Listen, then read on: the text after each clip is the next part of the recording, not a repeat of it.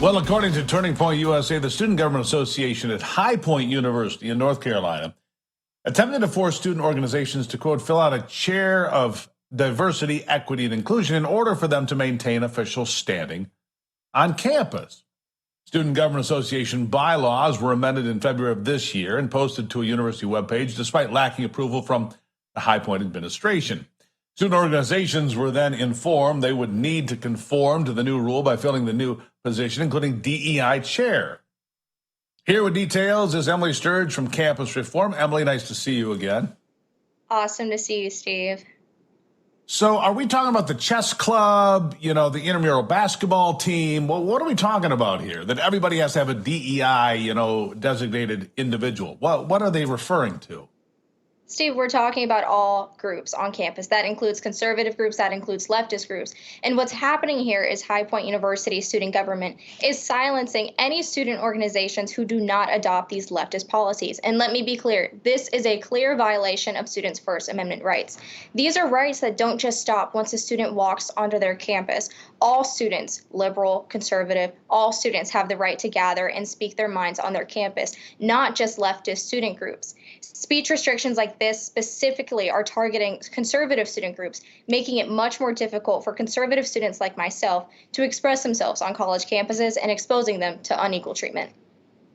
So if you're part of the campus chess club or whatever you're a party to, if you don't have the DEI position filled, you're just automatically disbanded? Is that what I'm hearing, that you're just out? Well, what you're hearing is, yes, students are being silenced if they don't abide by these leftist policies and really take part in these DEI principles. But conservative groups on college campuses, we're used to this. We're used to facing unequal treatment from university administrations and student government. And this story is unfortunately just another example.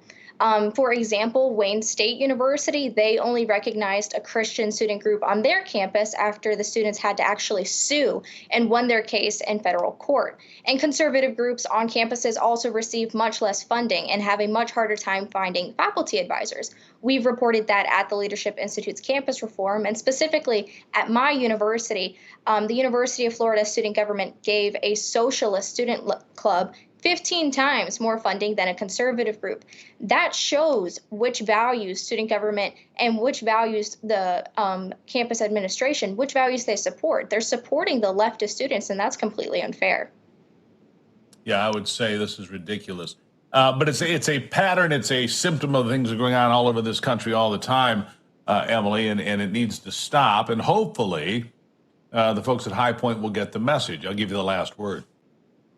Well, students deserve to have their First Amendment rights protected by their universities because free speech is imperative to a free society, and it's imperative on college campuses. What students learn on college campuses, they're going to bring to society one day. They're going to bring that to the workforce, and they're going to bring that to the voting booth.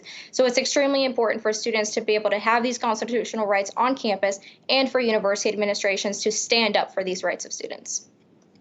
There you go. Emily, thank you. Thank you so much. Thank you so much, Steve. Good to see you. We'll talk soon.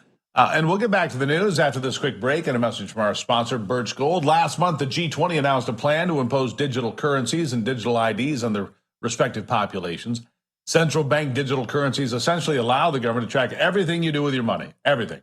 They can even allow officials to prohibit you from buying things that they don't want you to buy, or freeze or even seize part or, yes, all of your money. In essence, they enable the government to take more control over your finances. Certain Americans are diversifying their assets into physical gold with the help of Birch Gold. If you want a physical asset held in a tax-sheltered retirement account, you should call Birch Gold right now. And learn for yourself. Text America to 989898, and they will send you a free information kit on gold. The easiest way to become a Birch Gold customer?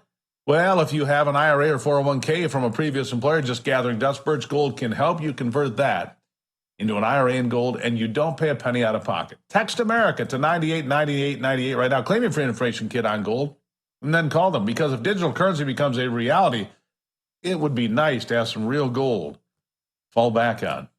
All right. Still to come today, 53% of Americans believe the Republican Party will do a better job at keeping the country prosperous, which shouldn't be that hard with Bidenomics in effect. That story straight ahead on ABL.